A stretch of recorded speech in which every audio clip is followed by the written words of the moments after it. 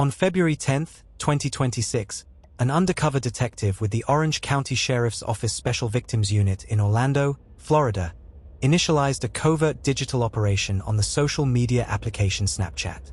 The detective utilized a profile explicitly configured to present as a 14-year-old child. Within a short window of the account going active, it was targeted by an online user operating under the pseudonym John David.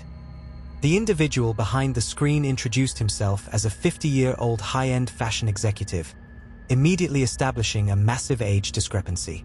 For more true crime stories like this, hit the subscribe button. From this initial point of contact, the undercover operative explicitly reinforced the minor status of the profile. Despite this clear, legal boundary, the user continued to initiate direct messaging. Forensic digital analysis would later show that this initial encounter marked the beginning of a deliberate, calculated 3-month tracking operation carried out by internet crimes investigators. Within days of the initial Snapchat contact, the user claimed that his Google account had been compromised by a hack. Citing security concerns, he instructed the 14-year-old profile to migrate all future communications away from Snapchat and onto the encrypted messaging application Telegram. The minor profile complied, tracking the user to a Telegram account operating under the direct username AlexWP74. Once the shift to the encrypted platform was complete, the nature of the messaging shifted from introductory text into overt solicitation. According to the criminal affidavit later filed in Orange County Circuit Court, the user immediately began utilizing explicit language to gauge the minor's sexual orientation and history. The detective's log records that the user asked point-blank whether the 14-year-old profile identified as a top or a bottom. As the communication progressed into March 2026, the digital paper trail grew increasingly dense. On March 7th, the user transmitted a text message stating, "Wish I was waking up with you next to me."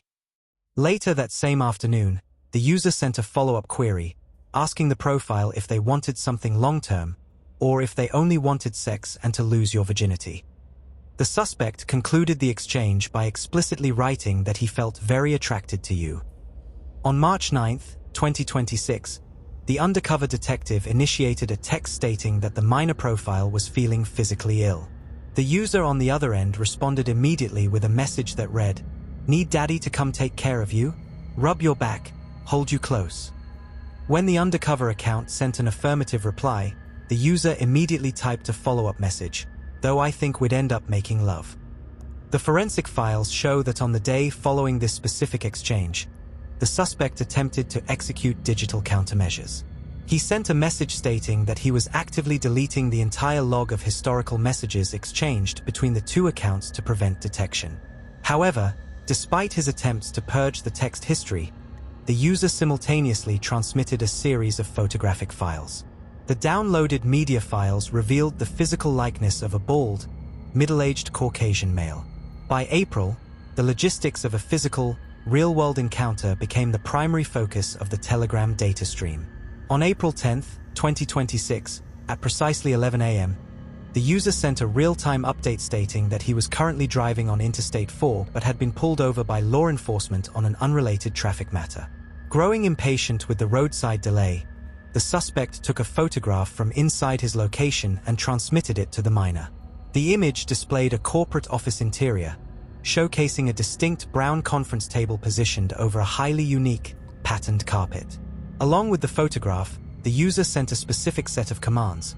He instructed the 14-year-old boy to immediately hail an Uber and meet him directly at that specific corporate office building located on Park Avenue in the affluent suburb of Winter Park, Florida.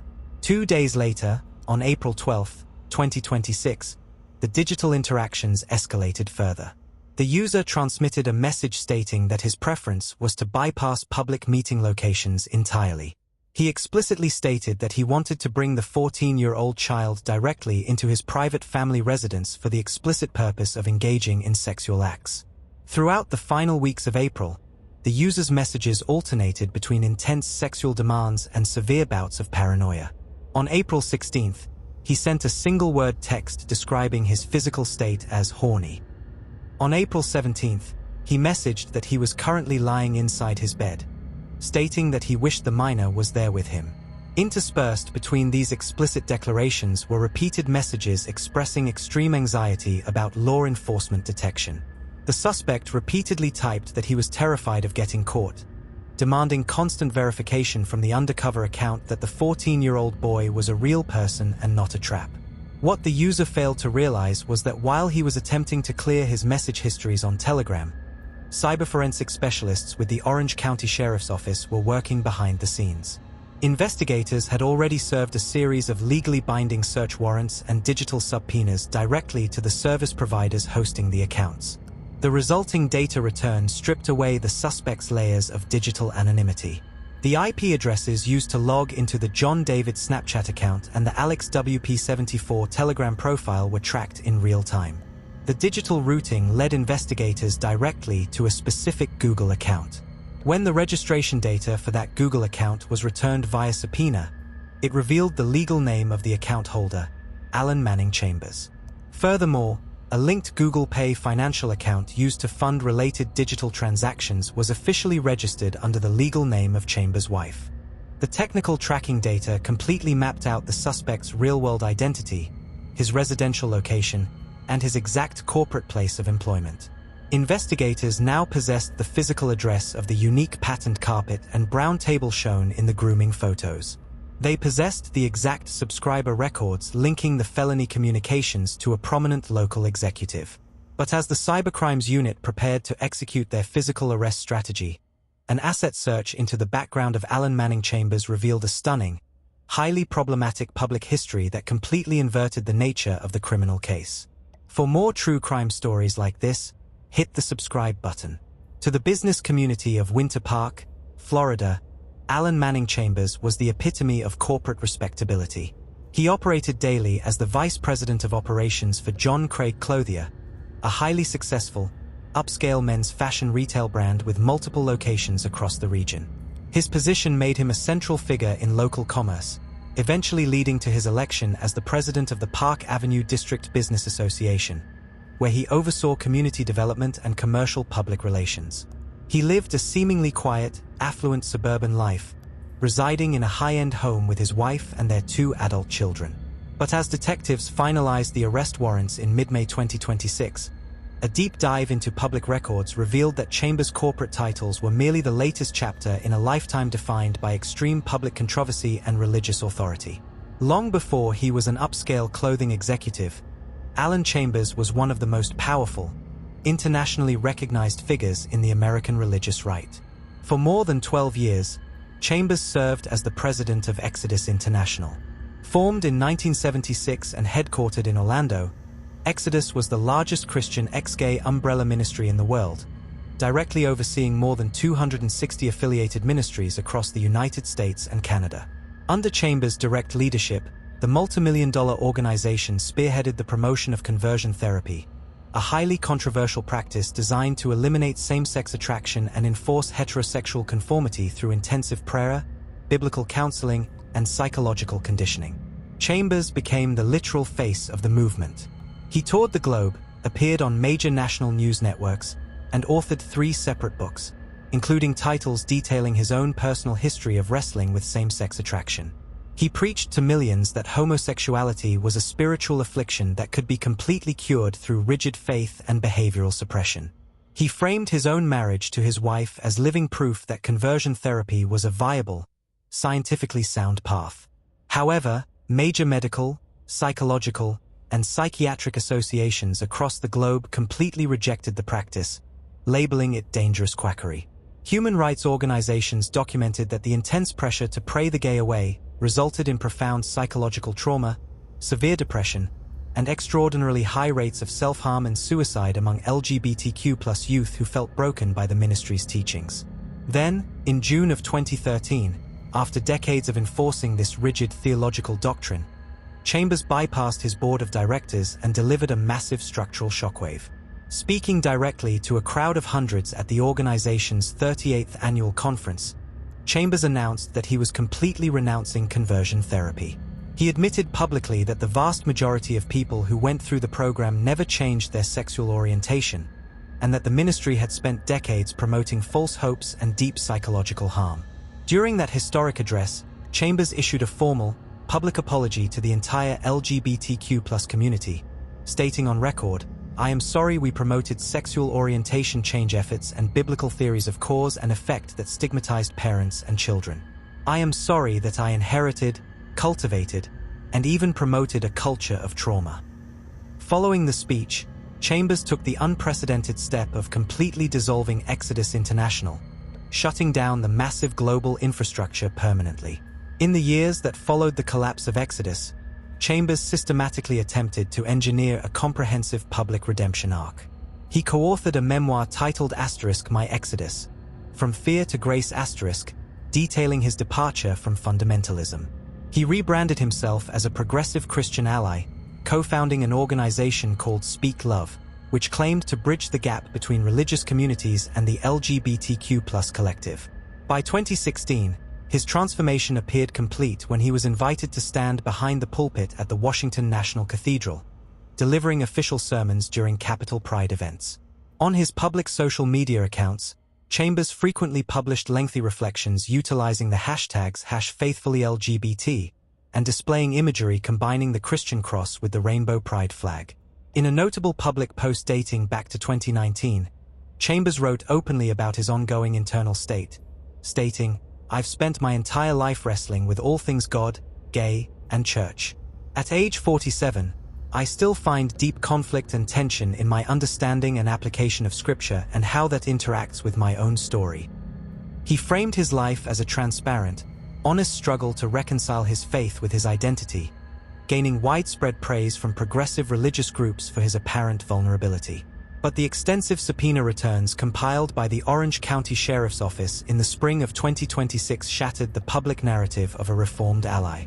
The forensic data pulled directly from his hardware proved that while Chambers was publicly posting messages of spiritual healing, inclusivity, and personal reconciliation, he was simultaneously using encrypted networks to target and solicit an individual he believed to be a 14-year-old child. The contrast was stark. The former minister who had publicly apologized for inflicting historical trauma on youth was documented by law enforcement attempting to orchestrate the sexual exploitation of a minor inside his own corporate office and family home. Furthermore, the digital audit revealed an even broader layer of hidden behavioral patterns. When forensic investigators executed the search warrants on Chambers' primary Google accounts, the data return did not just contain the logs of the undercover sting operation. The official subscriber records and transaction histories revealed that Chambers had been actively utilizing these specific hidden digital profiles to systematically contact and hire male sex workers throughout the local area. The paper trail proved that the double life Chambers had claimed to dismantle in 2013 had simply been forced further underground, mutating into a highly dangerous, legally actionable pattern of behavior. By the third week of May 2026, the evidentiary file was complete. The Special Victims Unit possessed the IP logs, the financial records under his wife's name, the physical corporate office photographs, the explicit text messages soliciting a 14-year-old boy, and the complete identification profiles linking the data to the former global ministry leader. The time for passive observation was over. On the morning of Tuesday, May 19th, a team of marked and unmarked law enforcement units moved into position along a major thoroughfare in Orange County, waiting for Chambers to drive into their perimeter to execute a high-stakes tactical takedown. For more true crime stories like this, hit the subscribe button. On the morning of Tuesday, May 19th, 2026, tactical units with the Orange County Sheriff's Office established a visual box around the movements of Alan Manning Chambers. As his vehicle proceeded through the intersection of Aloma Avenue and Strathy Lane, marked patrol units activated their emergency lights, executing a targeted traffic stop. Chambers was ordered out of the vehicle and immediately placed under physical arrest. He was transported directly to the Major Crimes Interrogation Wing of the Orange County Sheriff's Headquarters, where detectives read him his constitutional rights under the Miranda warning. Rather than invoking his right to counsel, Chambers chose to waive his rights and signed a waiver agreeing to speak directly with the interviewing detectives. The official investigative report details a highly incriminating series of admissions during the subsequent interrogation. When detectives presented Chambers with the specific digital data extracted during the sting, he immediately confirmed his primary identifiers. He verified his personal cell phone number and explicitly admitted that he was the sole owner and operator of the Telegram account AlexWP74. He further conceded to investigators that the Snapchat profile JDWP50, the account used to initiate the original contact under the name John David, belonged entirely to him. With his ownership of the digital architecture firmly established on record, detectives pressed Chambers on the core of the felony allegations. They asked him directly if he had been engaging in online communications with children. Chambers answered in the affirmative. He confessed on tape that he had been actively communicating with a specific individual he met on Snapchat, an individual he explicitly stated he believed was a 14-year-old minor. He further admitted to the interrogating officers that he and the 14-year-old profile had engaged in detailed discussions regarding a physical, in-person meeting. However, the moment detectives pushed past the admission of a meeting and demanded that Chambers specify exactly what actions were intended to occur once they met, the former minister's compliance ceased. Chambers stated that he would rather not say anything more, effectively ending the interview. Chambers was processed and booked into the Orange County Jail. The state of Florida filed 3 distinct third-degree felony charges against him: solicitation of a minor via a computer or two-way device, transmission of material harmful to minors, and unlawful use of a two-way communication device. Under Florida structural sentencing guidelines, each individual count carries a maximum statutory penalty of up to 5 years in a state penitentiary. Legal experts and former prosecutors reviewing the case file noted that while defensive strategies in digital sting operations typically attempt to argue a lack of physical intent, framing the chats as mere online fantasy play, the evidence against Chambers completely neutralizes that defense. His explicit commands directing the minor to take an Uber to his Park Avenue office on April 10th, combined with his recorded post-arrest confessions, provide clear, unassailable proof of overt physical steps taken toward commission of the crime. The public exposure of the arrest triggered immediate, severe institutional fallout across the Winter Park community. Within hours of the booking photograph being released to the public media stream, the Park Avenue District Business Association called an emergency session, completely severing all ties with Chambers and stripping him of his presidency. The organization issued a swift public directive stating that they take all allegations of this nature with extreme seriousness. Simultaneously, executive leadership at John Craig Clothier issued an immediate termination order, completely discharging Chambers from his corporate role as Vice President of Operations. On Wednesday, May 20th, 2026, Chambers was brought before an Orange County judge for his formal bond hearing. The court established his total financial bond at $15,000, which was promptly posted for his release. However, the court imposed a series of highly restrictive, non-monetary release conditions. Chambers was placed under strict legal prohibition forbidding any contact whatsoever with minors under the age of 18. Furthermore, the judge issued a sweeping digital ban, legally barring Chambers from accessing any social media applications or encrypted messaging platforms, restricting his internet usage solely to court-monitored channels directly required for potential professional employment. While the criminal case against Chambers moves toward formal trial proceedings in the Florida court system, the operational focus of the Orange County Sheriff's Office has dramatically expanded. Experienced investigators within the Special Victims Unit emphasize a critical reality of digital grooming behavior. Individuals who engage in systematic online solicitation over a multi-month period rarely confine their actions to a single undercover profile. The discovery that Chambers' accounts were simultaneously utilized to interact with local adult sex workers suggests a highly active, unmonitored digital lifestyle that had been operating without oversight for an extended duration. Because of this, the primary focus of the active law enforcement investigation has shifted entirely away from the suspect and onto the identification and protection of real-world victims. The Orange County Sheriff's Office has launched a comprehensive digital audit of every electronic device seized from Chambers' residence and corporate office during the execution of the search warrants. Forensics units are systematically tracing historical data logs, deleted message remnants, and network connections to determine if real-world minors were successfully targeted, groomed, or exploited by Chambers under his various digital handles. To facilitate this protective effort, the Sheriff's Office has issued an urgent, widespread public appeal directed at the regional community. Law enforcement officials are explicitly requesting that any individual, parent, or minor who recognizes the digital handles utilized in this case come forward immediately. They have published the specific online profiles used by Chambers, the Snapchat name John David, the Snapchat identifier JDWP50, and the Telegram username AlexWP74.